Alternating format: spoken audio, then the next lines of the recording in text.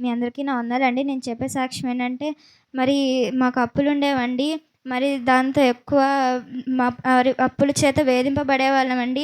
మరి మమ్మీకి అడిగిందండి యేసువారిని, మరి ప్రభువా ఈ అప్పులన్నీ ఎలా తీర్చాలి మరి చెప్పన్నారండి. మరి అయ్యగారు, అమ్మగారు కూడా ప్రార్థన చేశారండి. మరి యేసువారైతే ఒకటే చెప్పారండి, ఇలా తీర్చాలని దర్శనం ద్వారా చెప్పారండి. మరి చెప్పిన వెంటనే మరి నెలలోనే మాకు అప్పు తీరిపోయిందండి. అలాగే మరి ఒక 1 వీక్ బ్యాక్ మరి ఇంట్లో కుక్కర్ పేలిందండి.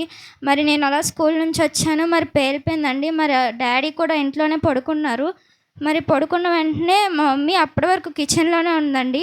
మరి పళ్ళ ఆంటీ వచ్చి మరి వచ్చేంత వరకు ఊరుకోలేదండి.